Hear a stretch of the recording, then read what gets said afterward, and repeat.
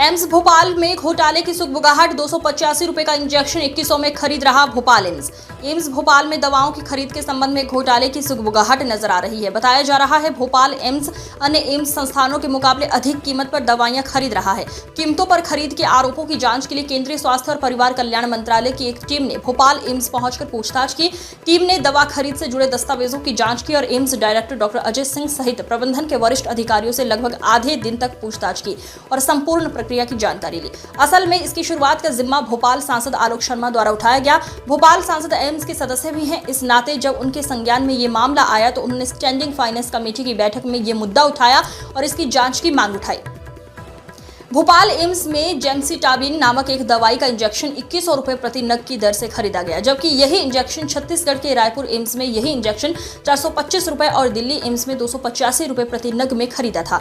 इसके अलावा अन्य दवाओं भी भोपाल एम्स में अन्य एम्स की तुलना में अधिक कीमतों पर खरीदी जाती हैं।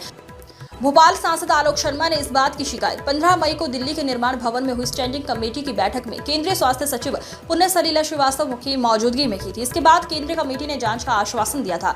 इस मामले में सांसद आलोक शर्मा ने कहा कि एम्स में कई तरीके की अनियमितताएं हैं। हमें कई बार अतिक्रमण की मनमानी की शिकायत मिलती है। कुछ दिनों पहले हमें एम्स में ज्यादा कीमत में दवाई सप्लाई की खबर मिली थी। जो दवाई दूसरे राज्यों में 425 और उससे कम दामों में खरीदी गई है, उसे भोपाल एम्स में ज्यादा कीमत पर खरीदा गया। इसकी जांच केंद्रीय स्वास्थ्य मंत्रालय की टीम कर रही है। जल्द ही हकीकत सामने आ जाएगी। भोपाल एम्स की जो बॉडी है उसमें भारत सरकार ने मुझे सदस्य के रूप के अंदर नामांकित किया है। मैं भोपाल में जनता के बीच में सांसद जन संवाद लगाता हूँ।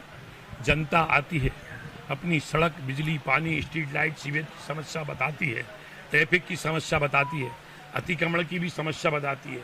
कई जनता आती है तो उनके विभागों में, अस्पतालों में क्या चल रहा है उसकी भी वह शिकायत हमसे करती है।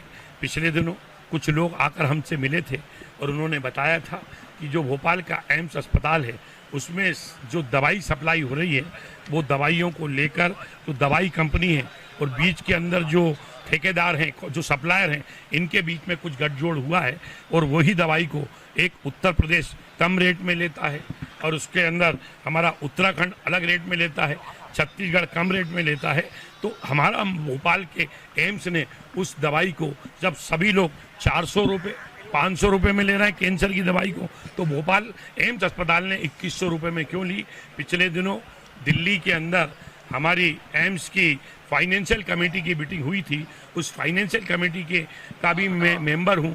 उस मीटिंग के अंदर मैंने सभी वरिष्ठ अधिकारियों का ध्यान आकर्षित कराया था कि ये इस प्रकार